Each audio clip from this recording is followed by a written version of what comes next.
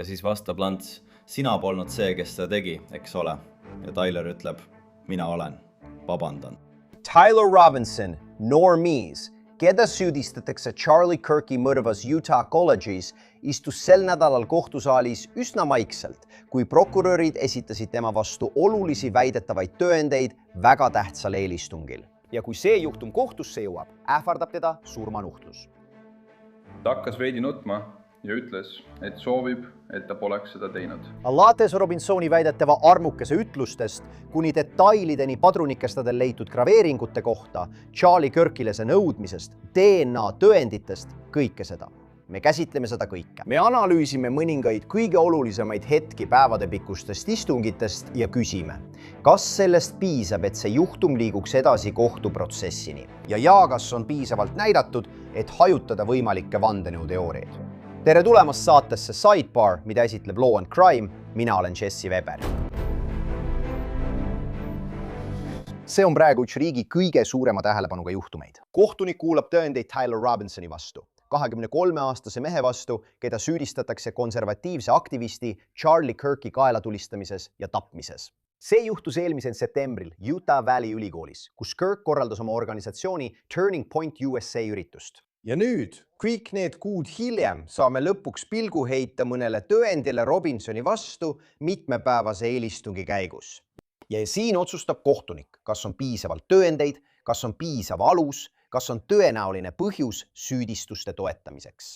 Et viia Robinson kohtu alla, sest prokurörid on teatanud, et kui ta süüdi mõistetakse, ootab teda surmanuhtlus. Ja samal ajal toimub veel midagi, mida ma tahan hoolikalt silmas pidada. Läbipaistvus. Kas meediale ja avalikkusele näidatakse piisavalt, et hajutada kõik need vandenõuteooriad selle kohta, kes tappis Charlie Kirki? Sa tead täpselt, millest ma räägin, mida sa internetis näed. Nüüd, kohe varsti, kutsume siia advokaat Rich Schoensteini. Ta aitab mul analüüsida selle eelkuulamise suurimaid hetki, aga ma pean kiiresti seletama, kuidas me üldse siia jõudsime. Olgu. Nii, Charlie Kirk istus selle valge TPUSA telgi all 10. septembril 2025 Utah Valley ülikooli linnaku avatud alal Oramis. Tuhanded inimesed olid kogunenud, et kuulata, kuidas ta vaidleb rahva seas olevate inimestega poliitika ja sotsiaalsete teemade üle. Aga ühe küsimuse ajal kostis püssipauk. Kuuldavas Kirki puhkes kaos. Te teate neid videoid. Olen kindel, et olete neid näinud. Ta viidi kiiresti haiglasse. Ta ei jäänud ellu. Ta jättis maha oma naise Erica Kirki ja 2 last. Paanikas pärast seda lasku püüdsid politseinikud ja turvatöötajad välja selgitada, kust lask tuli, kas keegi veel sai vigastada ja kas tulistaja oli endiselt ülikooli linnakus.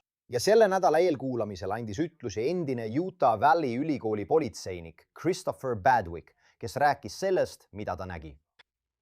Sel päeval nägin, kuidas Charlie läks tagasi. Tervitas mõningaid inimesi ja lasi endast pilte teha. Seejärel tuli ta lipusaali alla ja läks oma telki. Ja ta vastas seal küsimustele ning rääkis inimestega, kes temalt midagi küsisid. Kas see telk, millest te räägite, on see telk, mida me nägime sisehoovis püstitatuna? Jah, see valge ruudukujuline telk. Valge katusega. Jah, ta oli selle all. Carry edasi umbes kella 12:20 paiku või nii, natuke pärast keskpäeva. Mis juhtus? Mida sa nägid ja mida sa kuulsid? Ma kuulsin, kuidas üks inimene rääkis Charliega ja juhtusin sel hetkel üle piirde serva vaatama. Ma nägin Charlie paremat õlga, mitte kogu tema keha, sest oli telgi all, nii et ma nägin tõenäoliselt ainult tema keha paremat poolt. Ta vastas küsimusele, laps küsis temalt midagi ja siis kuulsin ma lasku. Kas sa tead, mis keel see oli? Jah. Mis keel see oli? 12:23. Mida sa nägid? Sel hetkel nägin, kuidas ta kaldus vasakule. Nii et kui sa ütled tema, siis sa näed Charlie. Nii et ma nägin, kuidas ta läks vasakule, sest ma ei näinud enam tema keha paremat poolt. Nii et ta läks veelgi rohkem telgi alla, telgi põhjaküljele, ehk siis vasakule. Okay. Kas sa saad kirjeldada teiste reaktsiooni, kes seal olid? Jah, siis kõik hakkasid püsti tõusma ja jooksma ning olukord muutus kaootilisemaks. Sel hetkel sain aru, et see oli tulistamine. Lahkusin oma postilt, mis asus otse seal lippude saali lõunapoolses otsas. Läksin sinna, kus Fugle ja lippude saal kokku saavad. Seal on välitrepp, kust hakkasin alla jooksma, püüdes trepi alla jõuda. Inimesed jooksid üles, inimesed lamasid trepi astmetel. Püüan inimestest üle hüpata, et jõuda trepi alla, et aidata peatada isikut, kes tõenäoliselt tulistab. Mis edasi juhtus? Kui ma jõudsin trepi alla, teatati mulle raadiosaate kaudu, et tulistaja on kinni peetud. Nii et ma mõtlesin sel hetkel, et see oli päris kiire, ilmselt oli see lähidistantsilt, sest meil oli üks isik kinni peetud, teine politseinik teatas samuti, et meil on üks isik kinni peetud. Nii et ma otsustasin, kuna oht oli nüüdseks kõrvaldatud, et nüüd saan hinnata, kas keegi on vigastatud ja hakata otsima, kas kellelgi on sel hetkel meditsiinilist abi vaja. Las ma ütlen kiiresti midagi. Ärijuhtimine on niigi piisavalt raske, eks? Miks teha seda veel keerulisemaks, kui kõike käsitsi teha ja kasutada 10 rakendusi, mis omavahel ei suhtle, eks? Siin tulebki mängu meie sponsor Odoo. Odoo on kõik ühes ärijuhtimise platvorm, millel on täielik komplekt integreeritud rakendusi, mis ühendavad sujuvalt kõik sinu tegevused, alates müügist ja raamatupidamisest kuni tootmise ja tarneni. Odoo suudab automaatselt luua professionaalse ja stiilse välimusega müügitellimusi, arveid ja tarnijate arveid ning see saab automaatselt määrata müügimeeskonnad, saata e-posti teavitusi igas müügietapis ja isegi kasutada tehisintellekti, et koostada aruandeid, mis aitavad sulle otsuseid langetada. Muide, tootmise jaoks saavad nende rakendused sünkroonida laoseisu, reaalajas tootmise ja ostu uuendustega, nii et sul ei saa kunagi kaup otsa. Ja kui on aeg raamatupidamiseks, siis ka see on täielikult automatiseeritud. Odoo saab koostada arveid, jälgida kulusid, kokku võtta andmeid tehisintellekti abil ja säästa sulle sadu tunde. Tead, mis on selle juures parim? Sa saad valida oma rakendused ja isegi luua kohandatud töövooge, nii et kõik on täielikult sinu ettevõtte vajadustele kohandatud. Viige oma ettevõtte järgmisele tasemele, konsulteerides juba täna tasuta Odoo eksperdiga aadressil odoo.com/sidekar. See tekitas tol päeval palju segadust. Tead, 2 inimest arreteeriti kohe pärast seda tulistamist. Üks neist oli 70-ndates mees nimega George Zinn, kes väidetavad hüüdis, et tema tulistas kirki ning arreteeriti. Samuti teatati, et teine isik peeti kinni, kuid vabastati peagi. Ohvitser Bagley tunnistas, et kui ta läks selle hoone katusele, kust avanes vaade amfiteatrile, sai ta aru, et tulistamine võis tegelikult olla snaipritöö. Minu jaoks, kui ma sinna üles jõudsin ja nägin kruusa segipaisatust, minu jaoks nägi see välja nagu snaipripesa, koht, kus keegi oli lamavas asendis ning seal olid küünarnukkide, põlvede ja jalgade jäljed, mis näitasid, et keegi oli vaateväljas, kus asus Charlie telk. Siis sain aru, et ilmselt polnud meie tulistajad sellest hetkest alates vahi all. Palusin dispetšeril vaadata kaameratest, kas keegi oli loosihoone katusel sündmuse toimumise ajal. Nüüd, nagu kohtuprotsessilgi, on eelkuulamisel üks eelis võrreldes suužüriiga, mis võib süüdistuse esitada. Kaitsjal on võimalus küsitleda ja ristküsitleda prokuratuuri tunnistajaid. Ja üks Robinsoni kaitseadvokaatidest küsis pärisohvitser Bagleylt osakonna valmisoleku kohta enne pöördelist sündmust. Ja kas te teate, kui palju UVU politseinikke teil tavaliselt teenistuses on? Töötajaid oli seal 15. Ja kas te teate, kui palju neist määrati sel päeval seda üritust katma? Need, kes olid määratud seda katma. Meid oli 6, patrull 1 ja siis veel 15, kes olid seal koos ülemaga. Kas teil kõigil oli aimu, et sinna tuleb tuhandeid ja tuhandeid inimesi? Kas see tuli teile üllatusena? Meil oli aimdus. Ja teil oli ainult 5 politseinikku? 6, jah. 6, vabandust. Ma arvestasin sind ka. Ma lihtsalt mõtlesin. Ja neist 6 ohvitserist, kas te kõik olite relvastatud? Kas te kannate relvi? Jah. Millist tüüpi relvi te kannate? Glock, püstolid. Ja kas ülikooli linnakus kasutati ka, ma arvan, et neid nimetatakse metallidetektoriteks, aga... Need masinad, millest sa lennujaamas turvakontrollis läbi kõnnid, mis kontrollivad, kas sul on midagi metallist kaasas. Nagu need, millest me kõik pidime läbi minema, et kohtusaali pääseda. Kas sellised masinaid oli tol päeval ülikooli linnakus üles pandud või kasutusel? Ei. Ja teie teada, kas tol päeval lendas mõni droon ülikooli linnaku kohal? Mitte, et mina teaksin. Kas keegi rääkis teiega kunagi Low-Laasi hoone lähedal, peal või sees millegi jälgimisest? Kas teile määrati see piirkond enne tulistamist? Ei.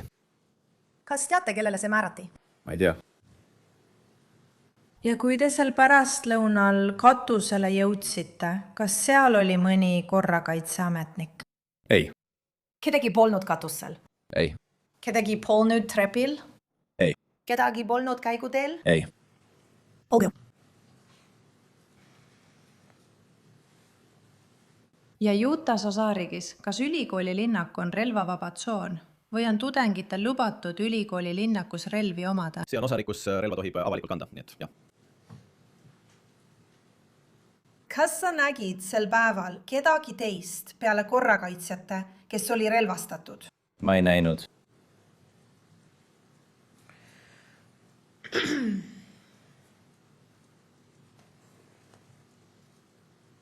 Kas sa teadsid, kas härra Kirkil oli seal oma turvatiim kaasas?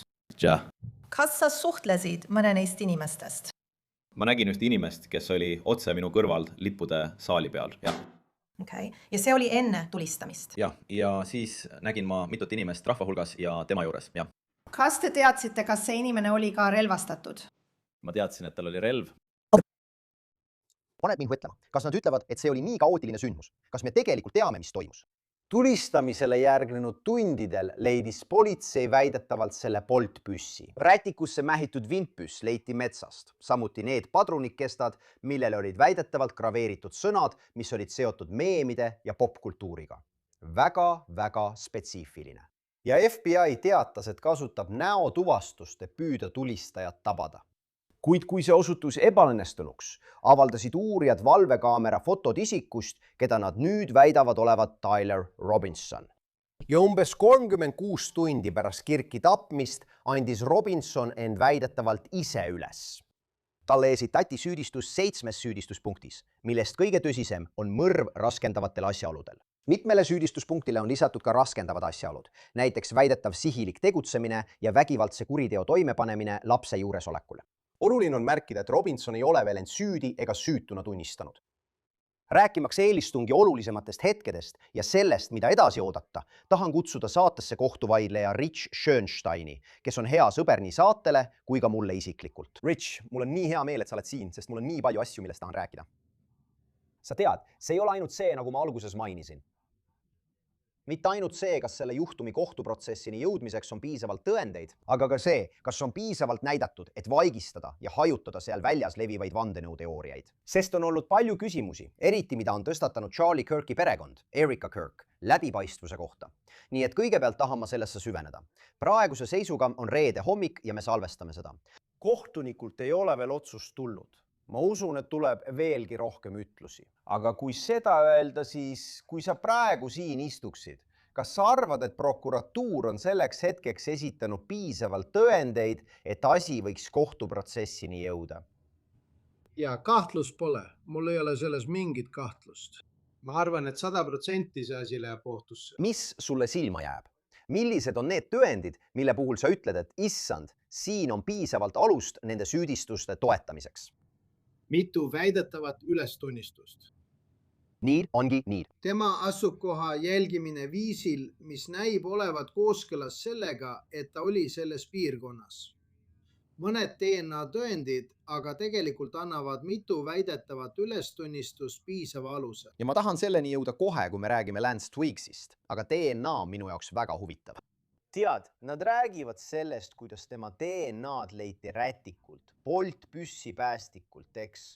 Võib-olla ka padrunikestadelt. Nüüd kuulete, kuidas kaitse sellele vastu vaidle. Nad ütlevad, et oodake nüüd. Teate, see ei pruugi olla kindlasti tema. Kas see võiks olla puute DNA? Meil võib olla midagi öelda, näiteks, miks on Lance Twiggsi DNA samuti rätikul. Sa saad ka aimu sellest, mida kaitse võib kohtuprotsessil väita, eks? Mida sa arvad neist vastuväidetest, mis puudutavad DNA-d? Ma arvan, et need on kohtuprotsessil head argumendid. Kui see oleks ainult DNA-l põhinev juhtum, oleks see ilmselt üsna raske võitlus. Ma arvan, et kaitsel oleks kohtuprotsessil võimalus. Ma arvan ikka, et oleks olemas piisav alus, aga ma arvan, et kaitsel oleks selle kohta midagi öelda ja nad suudaksid tekitada piisavalt mõistlikku kahtlust, et ainuüksi DNA-st piisab selle juhtumi osa toetamiseks. Aga siis on veel ülejäänud tõendid.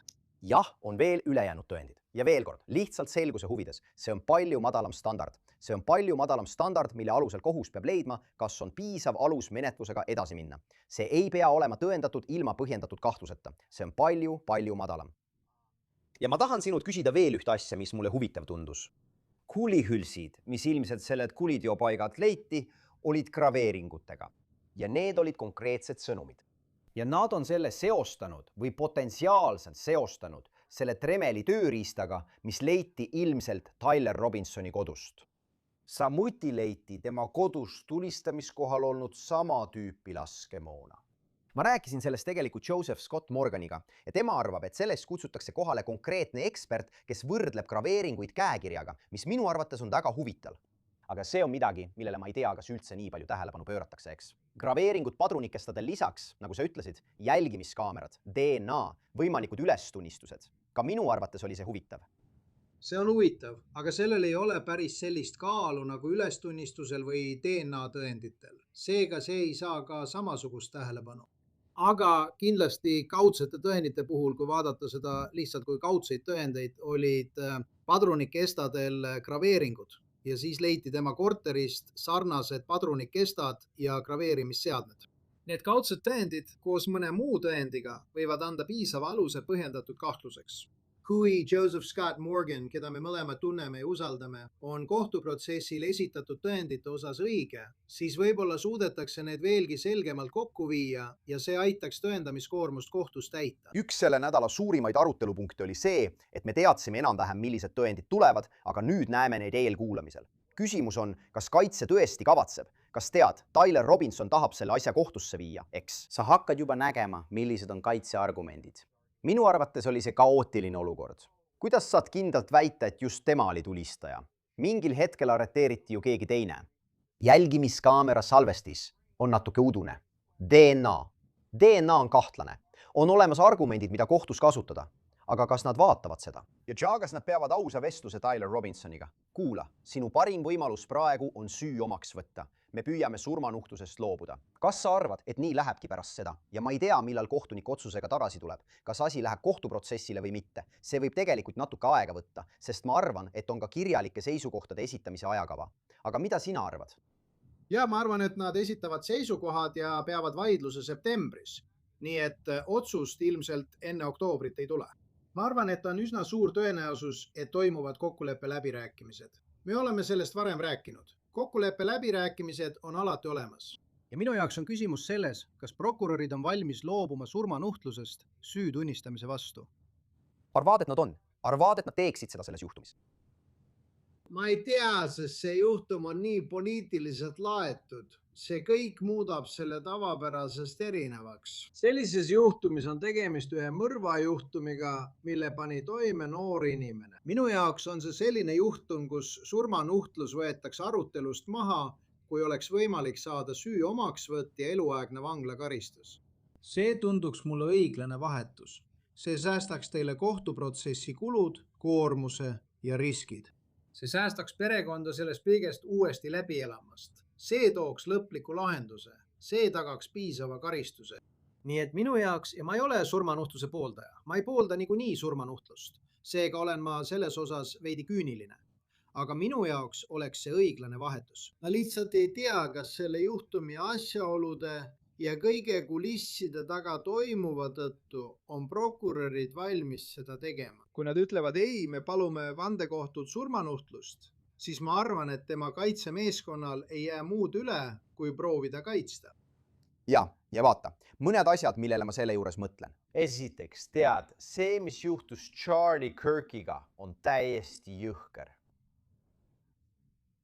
Ja võib mõista, miks prokurörid tahavad karmilt karistada neid, keda nad usuvad selle teo toime pannud olevat, et säästa perekonda selle valu eest. Vaata, isegi see 4 või 5 päevane eelistung on perekonna jaoks olnud uskumatult raske.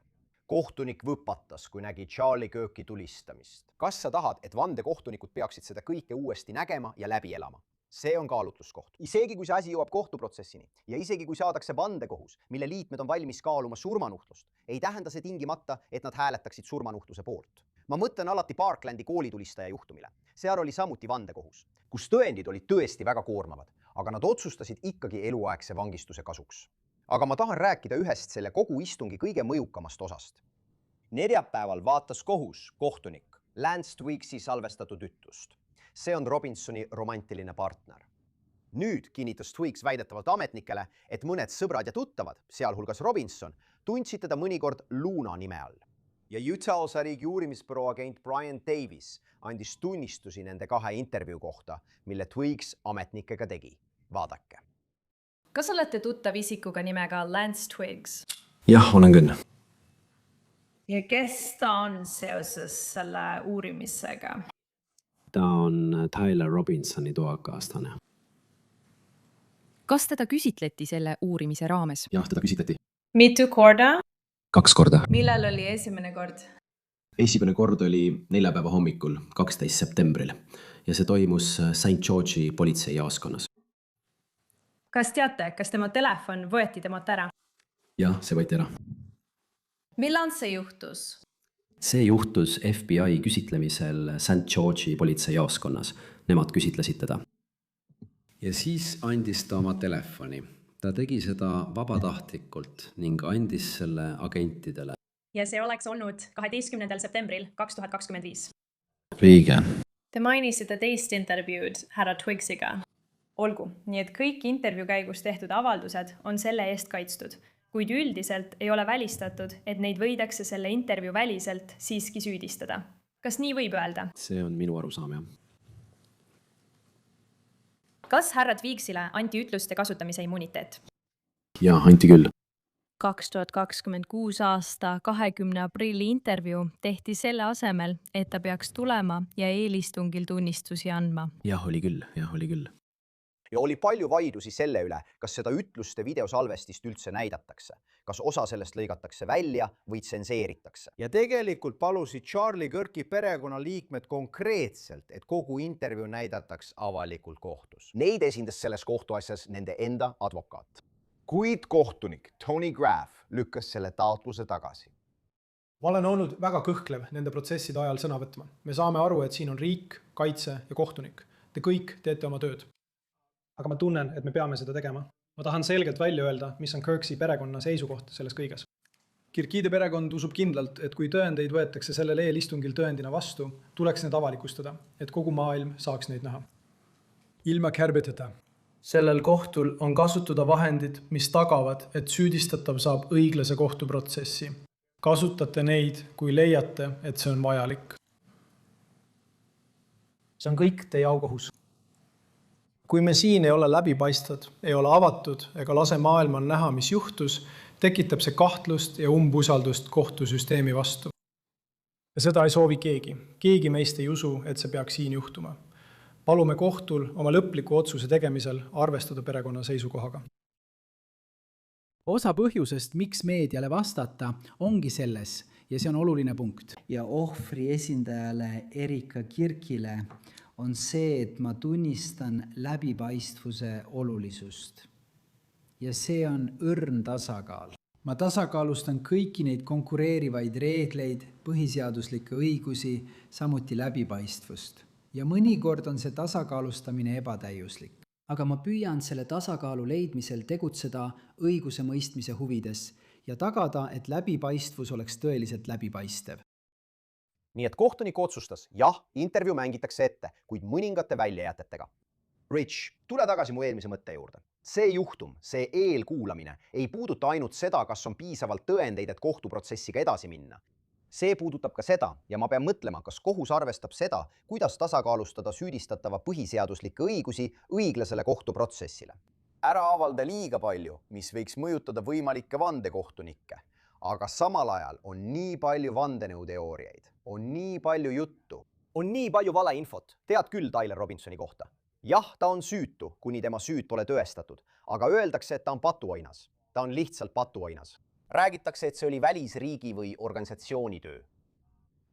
Kas on piisavalt tehtud? Nii et mu küsimus on kahes osas. Esiteks, mida arvad kohtuniku otsusest näidata Lance Twiggsi videot? Ja teiseks, kas tunned, et kõigest sellest, mida seni oled näinud, on piisavalt näidatud, et potentsiaalselt ümber lükata seal levivaid vandenõuteooriaid? Need on mõlemad väga head küsimused. Alustame siis esimesest. Ma olin natuke üllatunud. See Lance Twixi intervjuu oli palju sisukam, kui ma arvasin, et see tuleb. Ma arvasin, et selle eesmärk on autentida sõnumeid, kus Tyler Robinson väidetavalt tunnistas kuriteo üles. Aga see oli sisukas. See puudutas nende suhet, see puudutas seda, mida Tyler Robinson sel päeval tegi. See puudutas tema väidetavat ülestunnistust. See oli väga sisukas tunnistus. Ja muidugi kohtuprotsessil ei saa seda kunagi niimoodi esitada. Sa ei saa kunagi näidata videot tunnistaja ütlusest. Sa pead ta kohale tooma ja tunnistaja pingile panema ning ta peab olema ristküsitlusele allutatud. Ja just seda kaitse siin ütleski. Kaitse ütles, et kui nad tahavad Lance Twiggi tunnistaja pingile panna, peaksid nad ta kohale tooma ja sinna panema. Ja kohtunik ütles, et ei, see on ainult eelkuulamine. Me teeme kindlaks ainult põhjendatud kahtluse. Nad võivad seda nii teha. Ja see tegi mind veidi ebamugavaks, sest tead, iga tänane pealkiri ütleb, et Tyler Robinson tunnistas mõrva üles. Seda ütleb New York Times ja kõik teised. Need on nüüd pealkirjad. See oligi kaitse seisukoht. Sa lasid mehel anda ütlusi eelnevalt salvestatud videos, ilma et teda oleks saanud ristküsitleda. Ja nüüd on kogu maailm selle üles korjanud ja käsitleb seda nagu kindlat tõendit. Meil polnud isegi võimalust meest ristküsitleda. Noh, ma mõtlen. Ma tahaksin ka vastu vaielda, sest ma mäletan neid videoekraanipilte telefonist, eks, kus ta näitab telefoni ja vestlust, mis tal väidetavalt oli Tyler Robinsoniga. Ja nendest sõnumitest tunnistab Tyler Robinson väidetavalt üles. Nii et isegi hoolimata sellest, mida ta tunnistas, hoolimata sellest, mida ta selles intervjuus ütles, ja ma lasen praegu natuke sellest ette, võid sa seda vaadata ja öelda, et see ongi ülestunnistus. See ongi ülestunnistus, need tekstisõnumid. Ja ma arvan, et prokuratuur väidab siin, et ta tunnistas üles mitu korda ja mitmel erineval viisil. Ja just see tugevdabki neid ülestunnistusi. See ei ole lihtsalt mingi juhuslik märkus, mille ta tegi. Õige. See on midagi, mida ta kordab korduvalt. Tegelikult ütleb ta Discordis vesteldes. Ei kutid, see olin tõesti mina. Vabandan. Ta vaidleb nendega. Isegi kui see oli nagu vestlus, sa teed nalja, eks? See ongi kõik. Ei, ma tegin seda. Vabandan. Kuule, Rich, pane see vandenõuteooria kõrvale, sest ma tahan lihtsalt natuke mängida Lance Twiggi tunnistuse salvestust. Ja hoiame seda küsimust meeles. Kas on piisavalt näidatud, et võimalikud vandenõuteooriad ümber lükata? See on osa sellest, mida Twigg selles salvestatud intervjuus ütles. Kuulake. Kas sa tunned Tyler Robinsoni? Jaa, tunnen küll. Ja see on seesama Tyler Robinson, keda süüdistatakse Charlie Kirki tulistamises. Jaa. Ja kas te ütleksite, millal te esimest korda Tyleriga kohtusite? Ma arvan, et see oli 2023. Olen teda küll kauan tundnud. See oli, ma arvan, esimene kord, kui ma temaga isiklikult kohtusin. Jaa.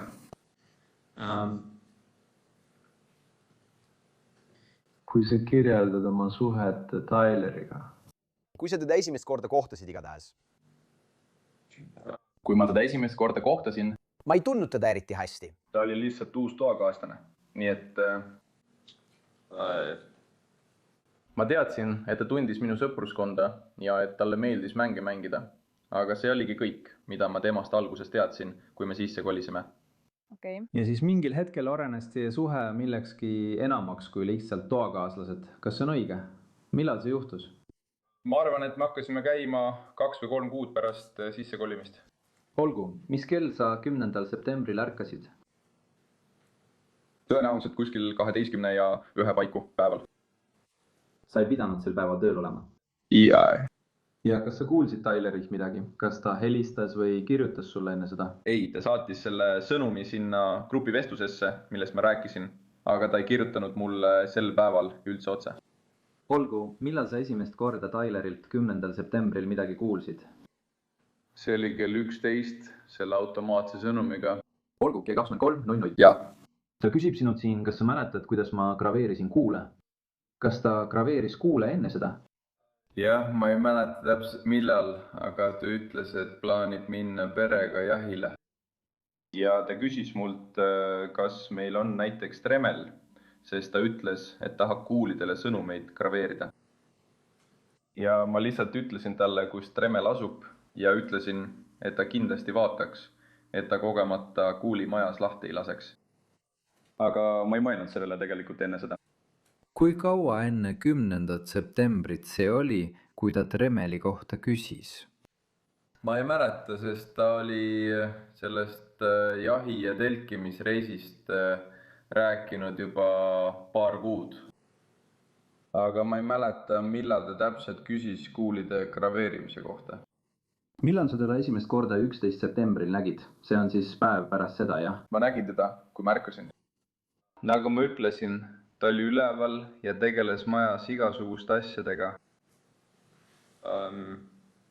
Ja siis ma arvan, et ma nägin teda pärast seda sõnumit, kus ma ütlesin, et ma tulen koju ja ütlen, et pesen pesu, sest ma ei tahtnud, et ta läheks mu vanemate juurde just siis, kui ta ütles, et tõenäoliselt on politsei väljas. Nii et ma läksin koju tagasi ja seal oli ainult tema. Ma ütlesin talle head aega ja siis ta sõitis minema.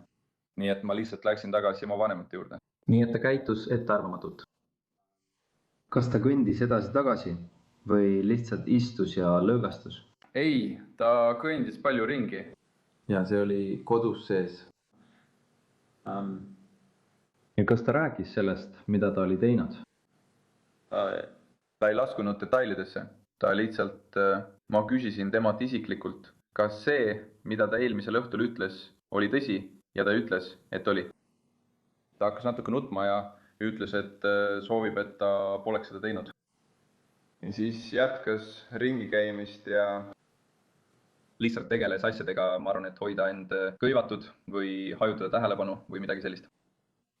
Kas ta rääkis, mida ta järgmiseks teha kavatseb? Ja lõpuks ütles ta, et räägib oma vanematega või annab end üles. Okei. Ja kui sa lahkusid, kas sa saidki nii aru, et ta kavatseb end üles anda või minna oma vanemate juurde? Ja ma tegelikult ei tahtnud olla meie korteris selle aja, kui see kõik toimus. Ükskõik, mis ka juhtus. Kas teie kahe vahel tuli kunagi juttu poliitikast? Tema rääkis rohkem kui mina. Ma ei jälginud eriti poliitikat ja ega siiani väga ei jälgi.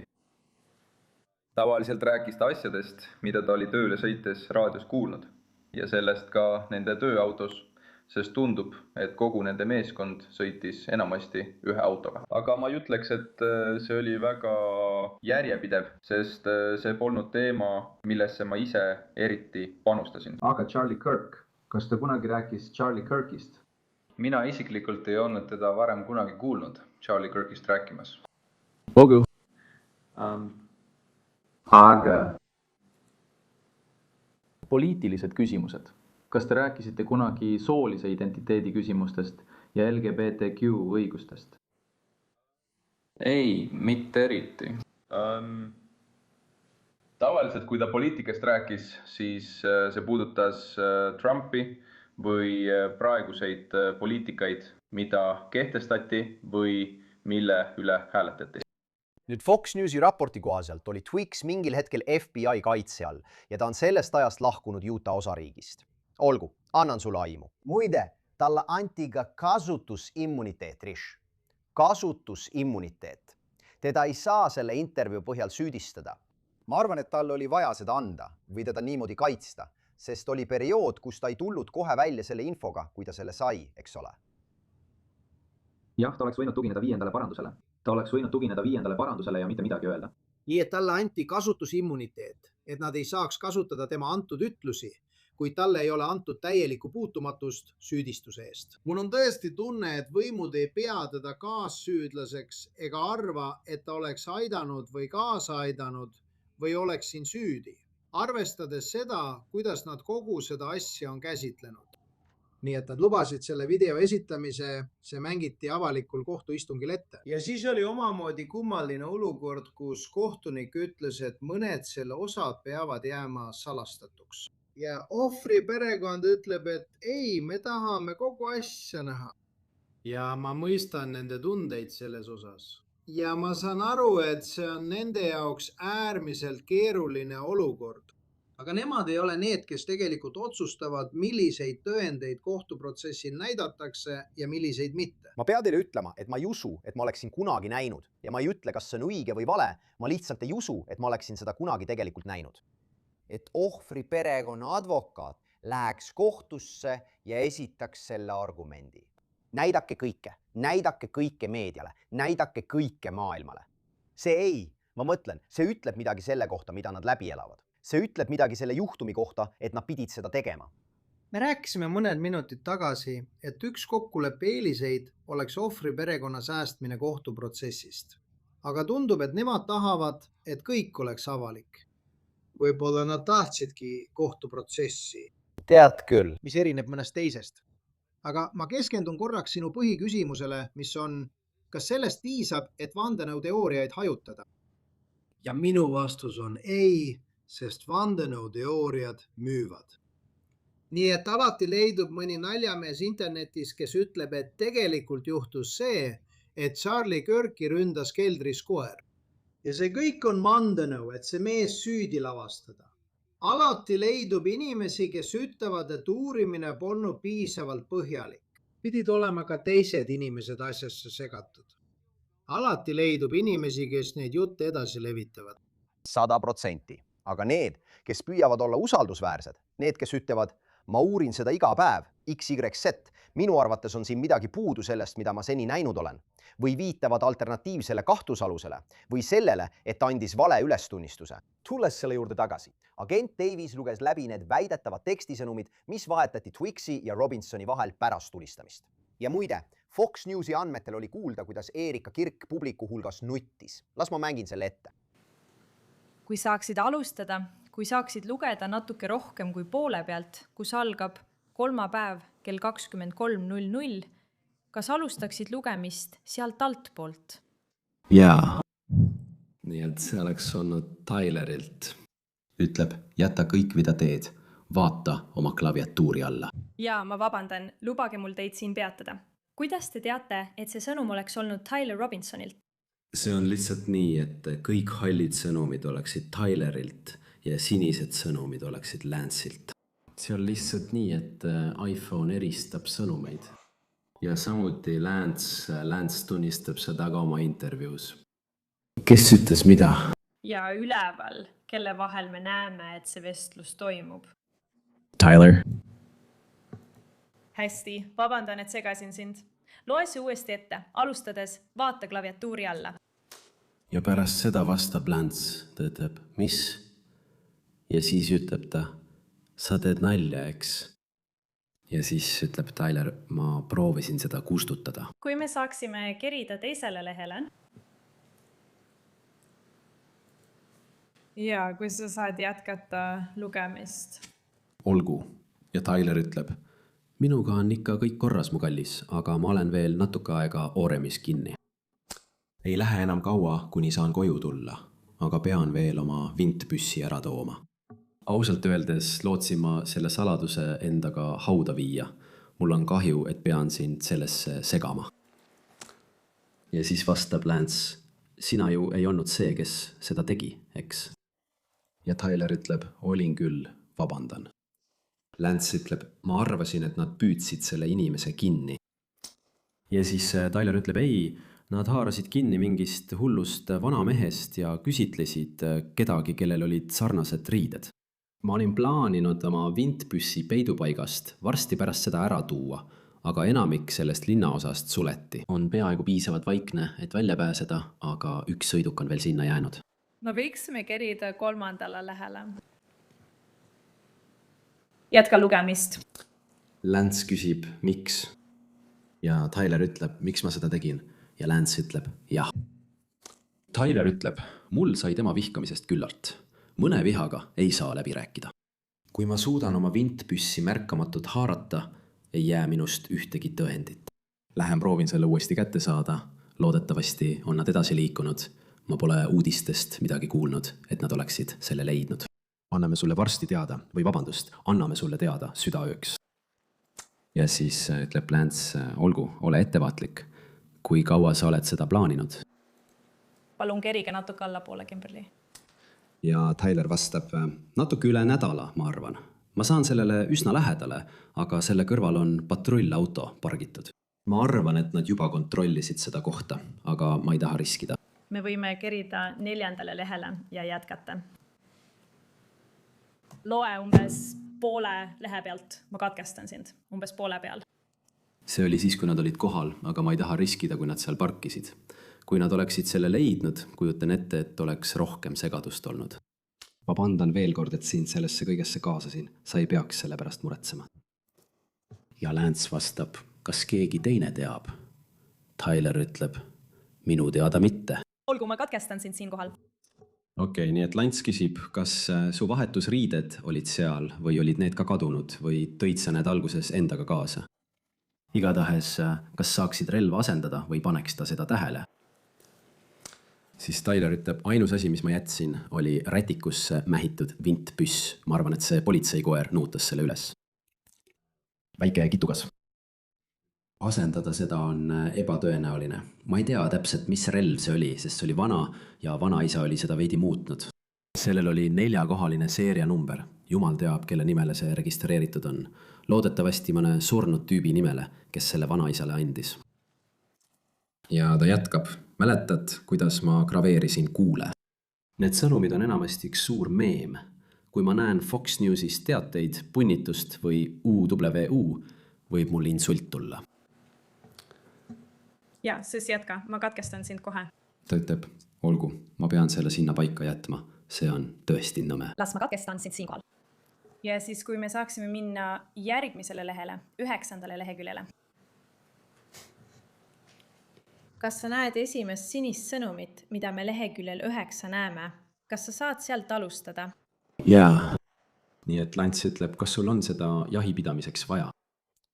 Ja Keiter ütleb, ei, mu isa tahtis seda püssijahil kasutada, et saaks suurema kaliibriga relva kasutada.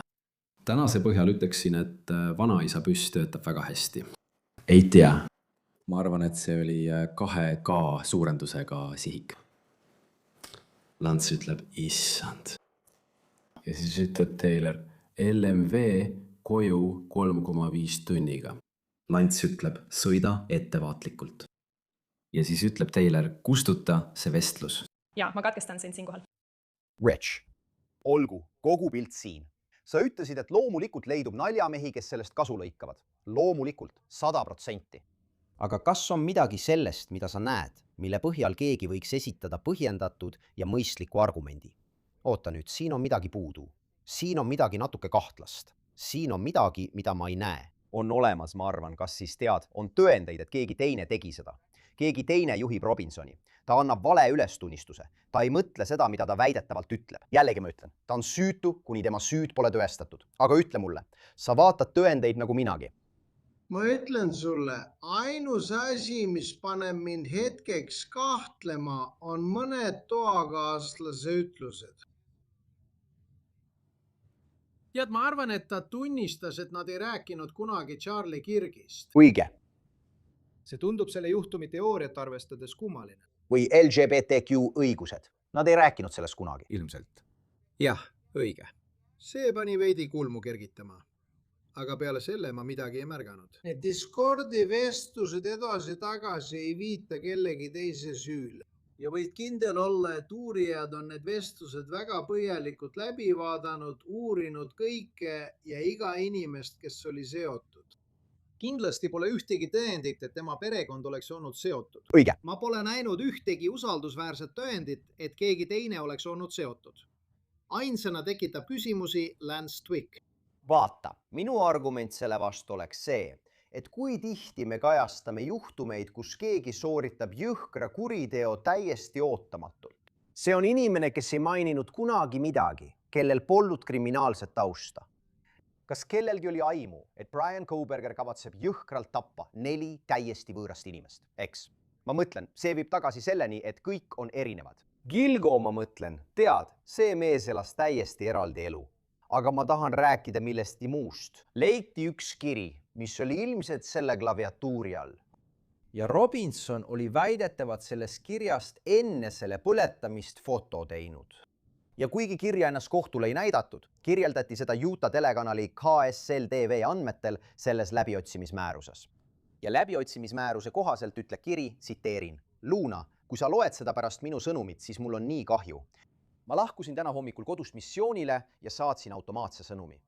Tõenäoliselt olen ma surnud või seisab mul ees pikk vanglakaristus. mul oli võimalus kõrvaldada Charlie Kirki ja ma kasutasin seda. Nüüd teatab ka KSL TV, et Robinson olevat saatnud sõnumi sellesse grupivestlusesse Discordi rakenduses, millest Rich ja mina oleme varem rääkinud, öeldes: kuulge, mul on teile halb uudiseid. See oli mina eile UV-uus. Vabandan kõige pärast. Ma annan end mõne hetke pärast üles ühe šerifi sõbra kaudu. Aitäh kõigi heade aegade ja naerude eest. Te kõik olete olnud nii imelised. Aitäh teile kõige eest. Ja pärast kohtusistumist ning kogu selle tõendite nägemist, mis võiks öelda, et kogunevad tema vastu, tekib nüüd küsimus, mida Robinson teeb? Aga ma tulen selle juurde tagasi. Teate, ma olen kindel, et inimesed seal väljas tooksid selle argumendi. Noh, kas pole mitte mugav? Ja ta, teate küll, tunnistab nii põhjalikult ja detailselt, kuigi ta ei peaks seda tegema. Aga see ei tundu mulle ka imelik, et ta oleks seda teinud, eks. Kui ma kuulan prokuratuuri versiooni, siis tundub, et tegemist on väga häiritud inimesega. Võib-olla ta oligi, teate küll, kui kuulata Lance Twiggi tunnistust. Ta oli pärast seda tegu sisemiselt konfliktis, kuigi praegu kohtus ei paista ta eriti emotsioone näitavat.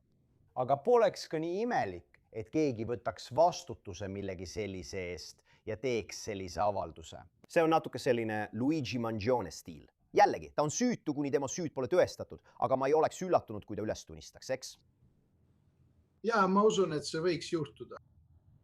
Ja see on raske. Ma ei suuda kunagi mõista inimese mõttemaailma, kes paneks toime sellise kuriteo. Miks nad seda üldse teeksid, kuidas nad suudaksid seda teha, ma ei saa aru. Ja. Kui sa hakkad detailidesse minema, tead küll, kas ta jätaks sellise kirja? Muidugi, sest ma ei saa aru, mida ta üldse teeb. Ta võiks lahkuda. See, mis selle kirja juures mulle silma jäi, viid tagasi selle juurde, mida ma enne ütlesin. Ta ütleb, mul oli võimalus Charlie Kirki kõrvaldada ja ma tegin seda. Ja Chad Twigg ütleb, et nad polnud kunagi varem Charlie Kirkist rääkinud. See teebki selle kirja minu jaoks veidi kummaliseks. Ja. Sest siis tuleb see täiesti ootamatult, miks sa teda kõrvaldaksid. Miks sa seda teed? Sellest pole me kunagi rääkinud.